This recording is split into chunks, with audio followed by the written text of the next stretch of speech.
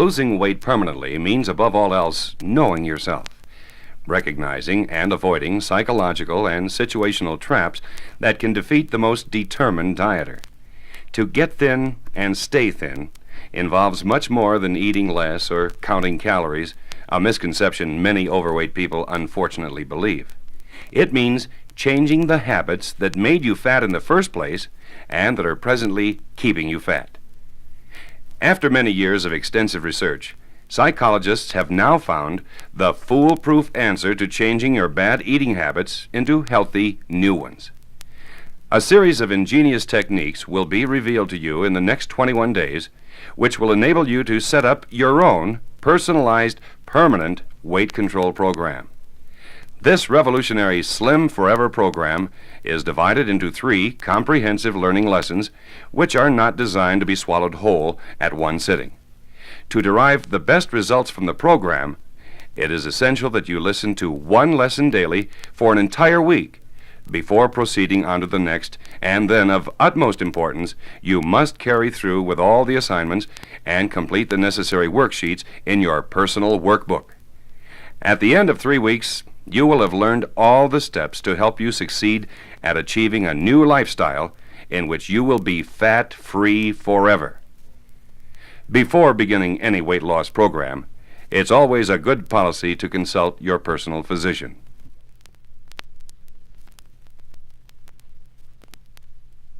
Lesson 1. A self-analysis. Where you are now. We begin this first lesson by asking you to seriously consider and answer the following questions, which are aimed at disclosing certain facts about your present eating patterns. These questions will assist in revealing how the problem of overeating is related to the situation you find yourself in and the habits and attitudes you have acquired as a result. Do you have favorite foods? Can you imagine doing without these cherished foods? Where do you do most of your eating? Are you usually alone or with someone when you eat? Do you find yourself turning to food when you're bored, depressed, tired, lonely, angry? Do you eat most in the morning, afternoon, or evening? Can you resist your favorite food when it is placed right in front of you? Do members of your family overeat also? Do you eat while watching TV, reading, talking on the telephone, etc.? Your answer to these questions will quickly reveal to you that over years' time, you have become conditioned to responding to certain situations and moods by turning to food. Behavior psychologists, in their many years of extensive research in obesity, have proven that the eating behavior of fat people differs from the eating behavior of thin people. They found that the overweight person responds differently to hunger and to taste sensations, and that he reacts differently to a large number of things in his environment. That much of the time he eats in response to emotional states, to the time of day, to what he sees, to where he is, while the thin person eats mainly in response to feelings of hunger. This is undoubtedly why you find yourself overweight today.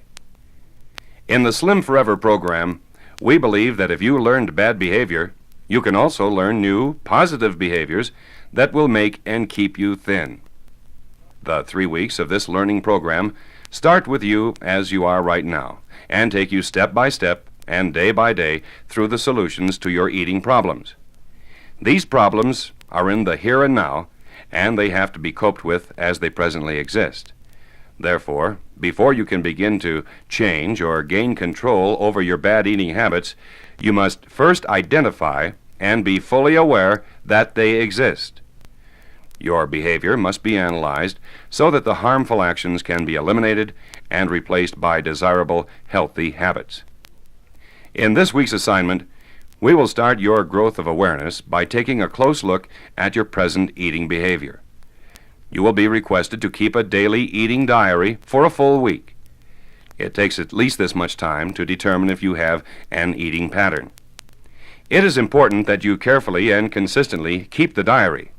It is absolutely the first step, because it will reveal and teach what your eating habits are. You may learn, for example, that you often eat without even knowing it. Faithfully keeping the diary is the beginning of self-knowledge of your overeating behavior, and sometimes self-knowledge is all that is needed to solve the problem. You will be looking for a chain of behavior, a repetitious pattern. Carry the records with you and fill them out on the spot. You will note there are different kinds of eating. Let's take a look at some examples of behavior revealed to different people by filling in their daily eating diary. A man found that every time he turned on the TV set, he felt hunger even if he had just eaten dinner. He had unconsciously learned to need food while watching television. Another lady notices that every time she prepared her children's school lunch, she absent-mindedly stuffed a slice of salami into her mouth for each slice that went in the sandwich. And one overweight traveling salesman found that he had a habit of squirreling away food, peanuts, pretzels, and such, in his car, and was eating constantly whenever he drove. These are but a few illustrations of what the diary revealed to some people. Keeping your own will disclose your own pattern, some perhaps similar to these. Refer to the sample daily eating diary in your workbook to see how it should be completed. Before we begin introducing the steps that will lead to your successful goal of permanent weight loss, we wish to remind you that you must not attempt to swallow the program whole. Take one step at a time and attempt to master that step before proceeding. The element which will help you persist along every step of that journey is the reward system. The concept of reward plays an important and essential role in behavior modification. Since behavior is shaped by its immediate consequences, if they are consistently pleasant, the behavior will be repeated until it becomes a habit. That is why, to reassure you in each step you take and to encourage you on to the next, an immediate reward or payoff is an absolute must. Notice we did not say reward yourself for losing weight alone. Since your weight is under the control of many factors, it is essential that you concentrate on rewarding yourself for following through positively with each step as outlined in the forthcoming lessons. In order to keep you motivated and encouraged along the way, you must establish a useful incentive program which will serve as the most effective impetus for you.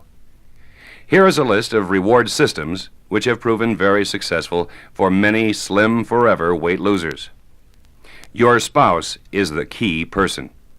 If you're not married, ask a friend, mother, or sister.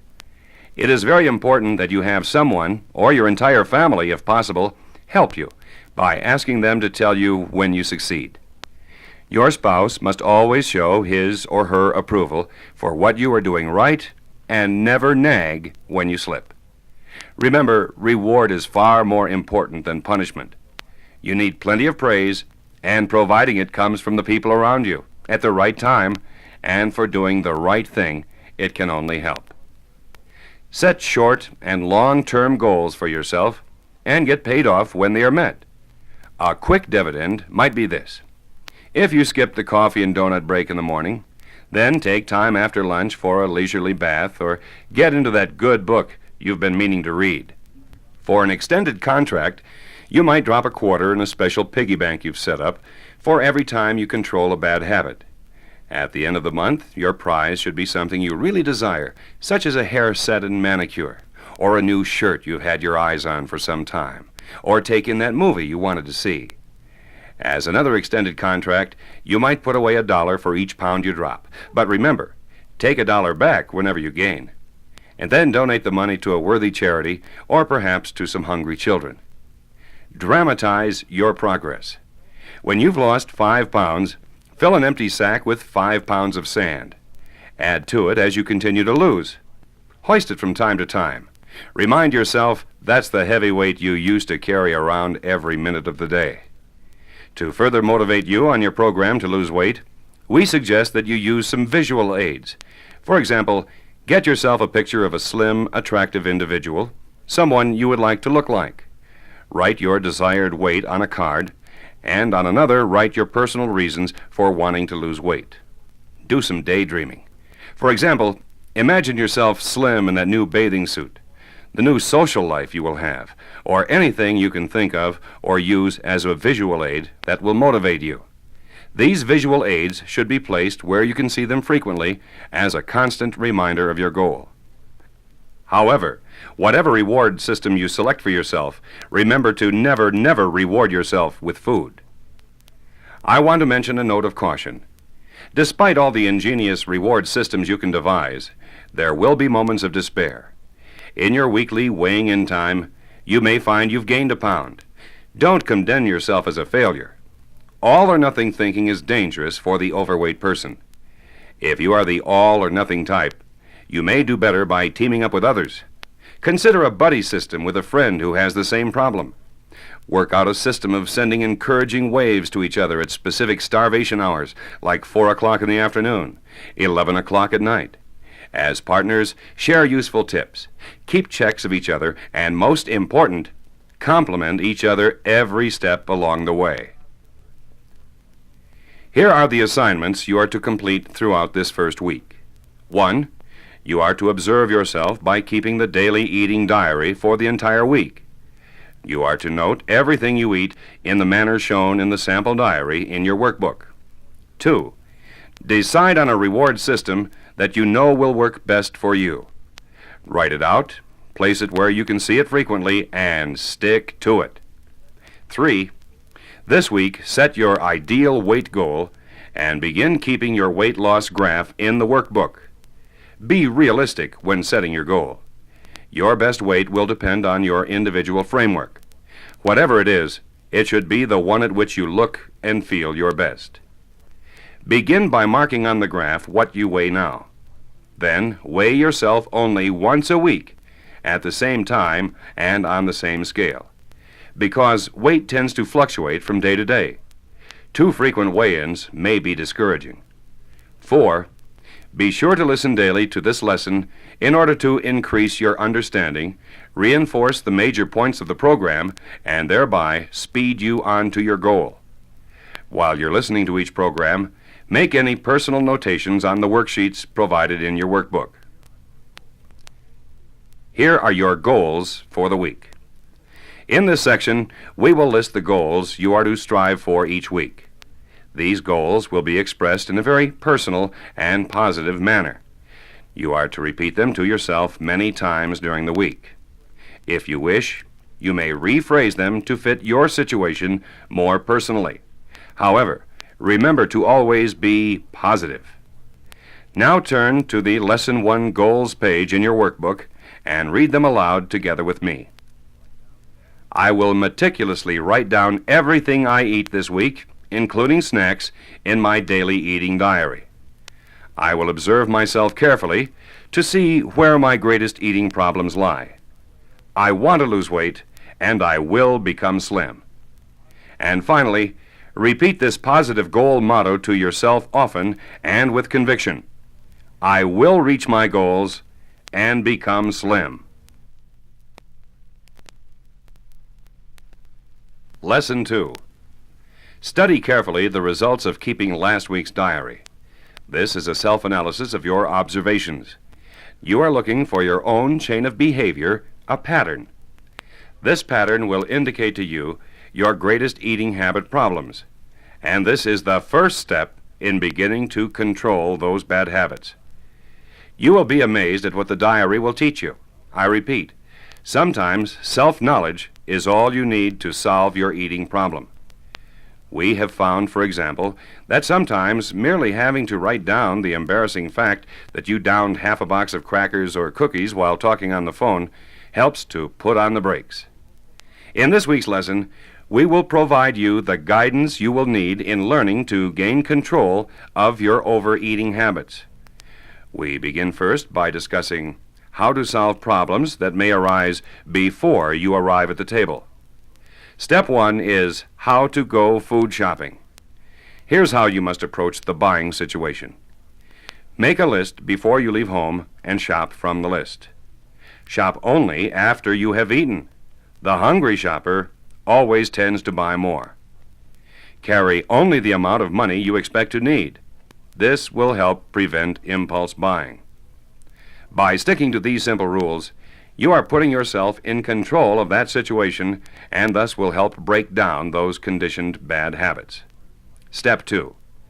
Learn to identify your own personal weaknesses and eating cues and take positive steps to change them. The path to self-control is to keep from rubbing your nose in temptation. Learn from your eating diary the particular circumstances that lead to your problem eating. Then adapt these tips to your own routine. 1. What are your particular danger times between meals? Plan to do something at those critical times. Make a list of alternate activities you could be doing, preferably those that are incompatible with eating.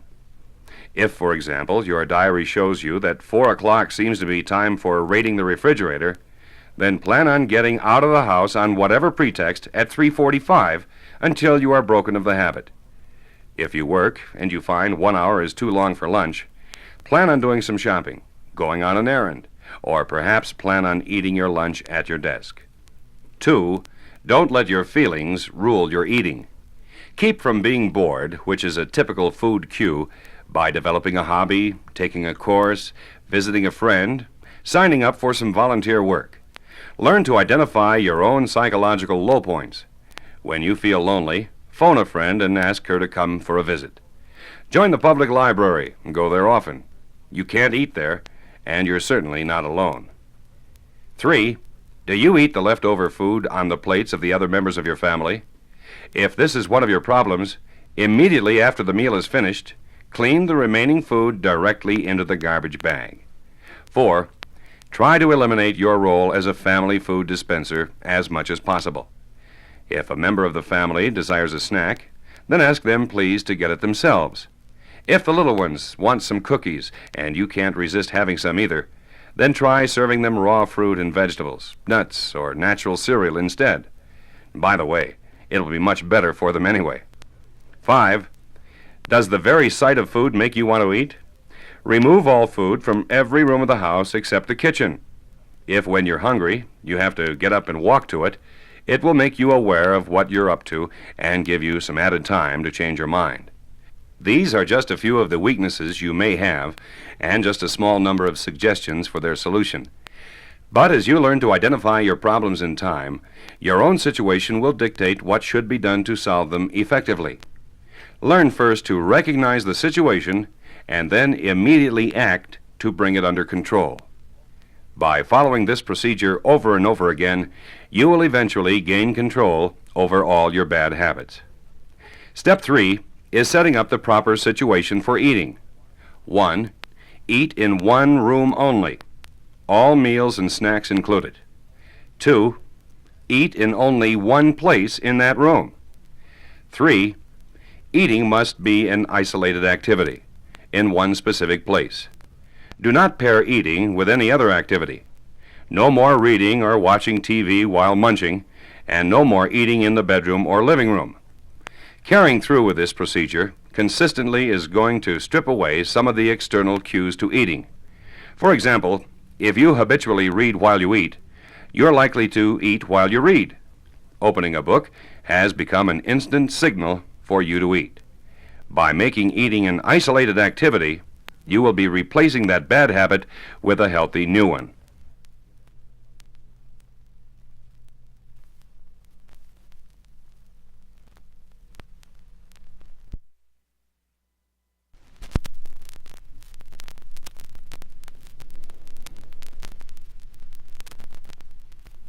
Step 4. Keep a ready supply of free, low-calorie foods always on hand to use as snacks.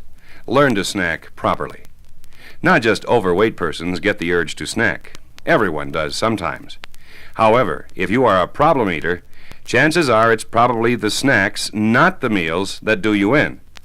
You don't have to eliminate snacks altogether, but you should bring them under conscious control. Here are some suggestions on how to do precisely that. 1. Buy only those foods that require preparation and fix yourself only one serving at a time. For example, if you're planning to have hard-boiled eggs for lunch, cook just 2, not 3 or 4 just in case. 2. In order to fill that urge whenever it arises, make sure you have readily available a variety of free foods, like raw vegetables prepared in advance and stored in the refrigerator. Munch on any of these foods whenever you like, because they're just that, free. They have negligible amounts of calories. 3. You can save an item of food from a previous meal to eat when you feel like snacking. However, never take food from the next meal. When mealtime comes around, you'll more than likely forget you did. If you leave a piece of toast from breakfast, you can eat it at a mid-morning break. Or try saving a piece of cake from dinner and eat it before bedtime. 4. Remember to do all your snacking in the same room you do all your eating, and do not snack while doing other activities. 5. Eat each snack the same way you would eat your dinner. Place the food on a plate, sit at the table, use a knife and fork, even while you're eating an apple or a sandwich.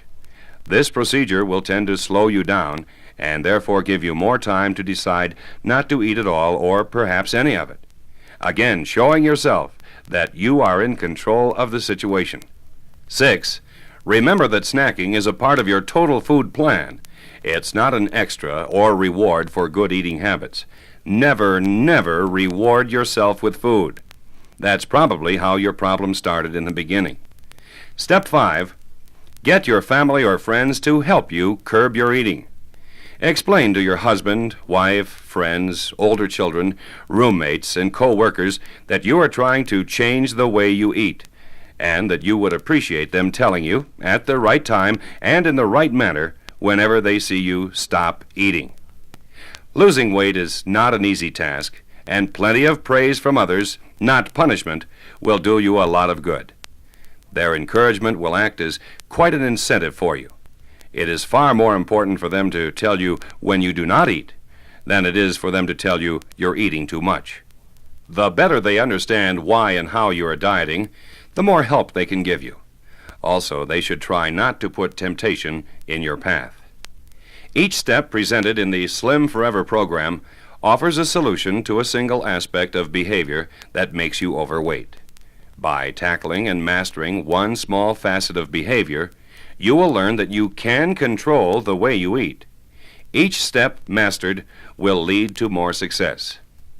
Once you get the hang of it, use your self-knowledge to adapt each tip to your own lifestyle.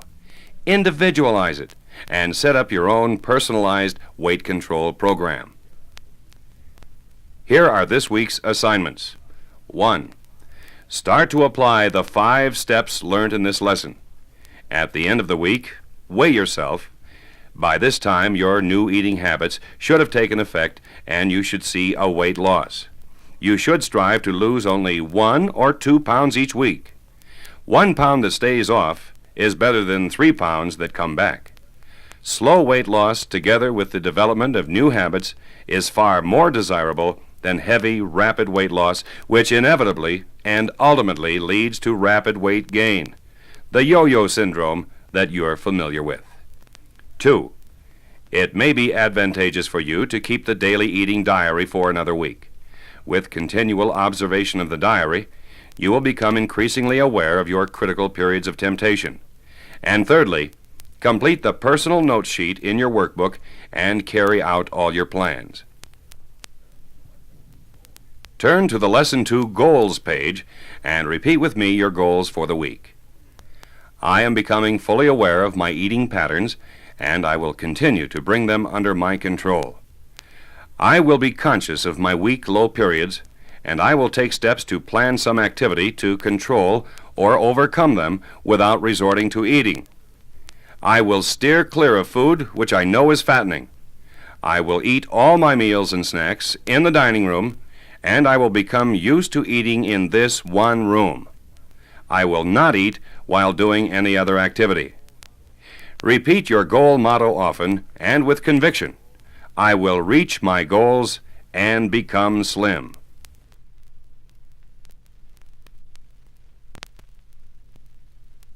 Lesson 3. At the end of every week, take time out to evaluate how you have progressed.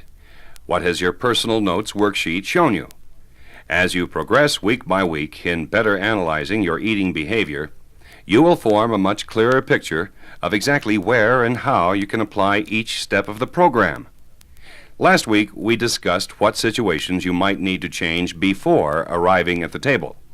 This week, we will outline what changes may be necessary to help overcome specific eating problems you may have during the process of eating itself. Think for a minute about the things which make up your present eating habits and try to find little ways to change them. How would you define your eating habits? Do you start a meal eating very fast? Do you eat faster as you progress through the meal? Do you eat fast when you're alone? Do you find yourself eating others' leftovers? Do you eat too much? If you have any of the above problems, here are the positive steps you can take to solve them.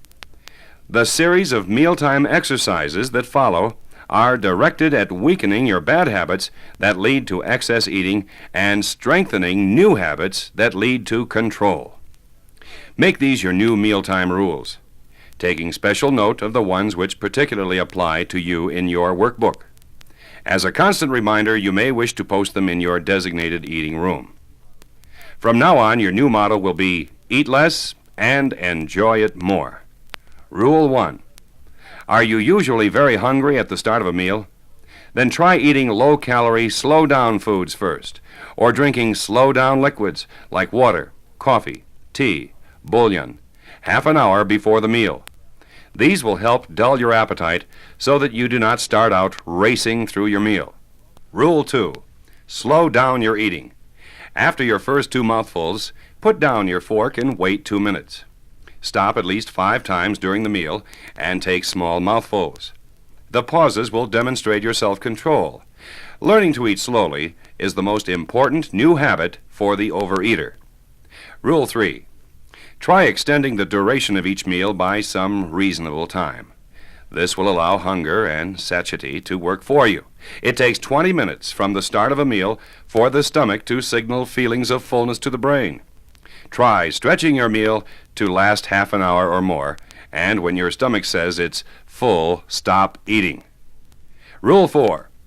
Eat like a gourmet.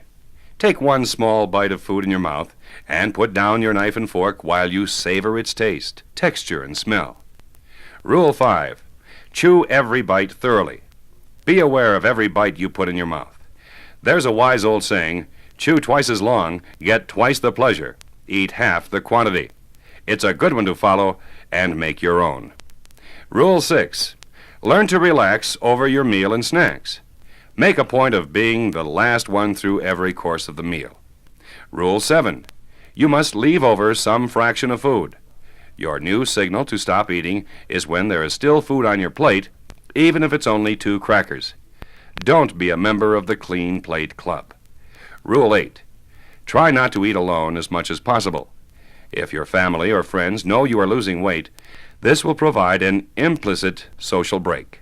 They will be encouraging you for your self-control, and you wouldn't want to overeat in front of them. Rule 9. Women who do all the cooking, serving, and clearing of the table usually have a special problem with leftovers. They cook too much, serve too generously, and then end up finishing the food on the children's plates. To avoid this temptation, cook just the amount you need, realistically. Prepare each plate in the kitchen, and do not bring bowls and platters to the dining room. This will make second helpings harder to get. When the meal is finished, clear the table immediately and scrape the leftovers directly into the garbage bag. If your children are old enough, make clearing the table a chore for them. Rule 10. Make small portions of food seem large by putting the same amount of food on smaller plates. Also, decorate the food on your plate with lettuce, carrots, parsley, radishes, and so forth to make the food much more appealing to the eye. The mere appearance will make you feel much more content. In the area of preparing and serving of food, the wife can be a definite help to her overweight husband. Instruct your wife on how she can be of help to you in the Slim Forever program. There are also many other tricks that you can work out for yourself, which will work best for your particular eating situation. Examples: pace yourself with a slow eater in your family or group. Start eating a few minutes after everyone has started. Remember, you are trying to reduce every chance you have to overeat. Figure out what works best for you, and then do it. Let's discuss one of the great problem areas for the overweight person: how to dine out. Now that all the cues which trigger your eating have been carefully removed from your home and you are beginning to bring the eating situation under control, what happens when you must eat out or you're invited to a cocktail party? This can be ruinous for the dieter. What do? 1. Save up a few hundred calories when you know in advance that you will be dining out. 2. If you are attending a dinner away from home, dull your appetite by having a raw carrot, a cup of broth, or a dish of gelatin just before you leave. 3. If possible, arrive a little late, just in time to miss the cocktail hors d'oeuvres ritual. Plan ahead what you will eat before you arrive at the restaurant. At the table, hungry, expectant, you are in a weakened position, vulnerable to the poetic language of the menu. Decide in advance what you will say no thank you to, and stay firm. Order the entire meal at once. You're better off without a second look. Ask the waiter to remove the bread from the table if possible. Order a low-calorie appetizer that is quickly prepared to distract you from the bread, and it will also help dull your appetite. If you prefer to have dessert, don't have the cocktail at the start of the meal. 5. Remember to practice your mealtime exercises during the meal when you eat out also. Eat slowly and enjoy it more. There's a surefire phrase that will save you every time when you're dining out. No thank you. Learn to use it often. What are the emotions that lead to overeating? From a thorough evaluation of your diary, you will undoubtedly have observed that your feelings in many cases do rule your eating. Look at the mood column of your diary to see which emotions cause the greater number of problems for you. Let us consider how you can learn to bring the most serious emotions for overeaters under control. First, anger. Eating because you are angry at others or yourself only serves to aggravate the situation and make matters worse for you. Learn to express your anger to others in a constructive way instead of keeping it bottled up inside. Talk it out. Find other ways in which you can work off your anger. Express your anger physically through exercises, running, jogging, walking. This will not only release tension, but also help burn up calories. Train yourself to think of enjoyable things instead.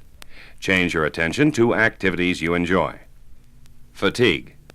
Excess fatigue is an eating cue for some people because eating gives them a psychological relief. If you're one of them, take a nap instead of nibbling. Get your sleeping patterns under control. Get your necessary amount of regular sleeping hours to keep you going comfortably through the day. If you keep regular bedtime hours, you're less likely to find yourself poking in the refrigerator at midnight. Our experience with many overweight persons has shown that the individual who establishes good living habits has a much easier task of changing the use of food in his life. Depression, boredom, loneliness. These are very serious problems for overeaters because they tend to feel that it's all right to try and overcome these unhappy emotions by eating. Unfortunately, eating does not help. It makes matters worse. In fact, the more you eat, the fatter you get. The more these emotions set in. Thus, you get into a destructive, vicious circle. Here are some ways you can overcome these emotions without turning to food. Keep a ready list of friends to call who can cheer you up. Develop a hobby. Keep reading material and interesting things to do around the house. Get active in some local community volunteer work. Or perhaps you could take up a new sport to keep you active. Hunger. Eat 3 regular planned meals every day. If you skip any of these meals, you will become too hungry during the day and therefore spend most of the evening eating. By setting up this unhealthy routine, you tend to eat much more than if you had planned your food intake during the day. Learn to recognize all these destructive emotions in you so that you can bring your reactions under control. Eating is not the solution to your problems. Let's carefully review your assignment for the week. 1. Practice the mealtime exercises at every meal. Eat slowly and enjoy it more. Chew carefully every bite. Relax and lengthen your mealtime. 2. Eat out this week, if possible, and put the how to dine out rules into practice. Test yourself. 3. Weigh yourself at the end of this week and note your weight loss on the chart. As your new eating habits become more and more a part of your new lifestyle, the quicker you will realize your ideal weight goal. Now turn to Lesson 3's Goals page and repeat your goals aloud with me. I will pay particular attention to the way I eat. I want to slow down my eating, and by eating slower, I will enjoy my meals much more and eat less too. I will be fully aware when I feel alone, bored, depressed, and so forth, and I will avert my attention to some worthwhile activity. I will eat 3 meals a day, and I will feel full and completely satisfied. I want to lose weight, and by following through consistently on learning my new habits, I will lose all the weight I desire. By saying your goals daily to yourself, you will engrave them permanently into your mind. Repeat your goal motto: I will reach my goals and become slim.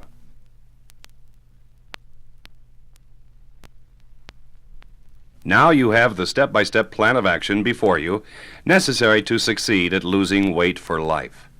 Carefully review every lesson as many times as you feel are needed to help you understand and acquire your new habits.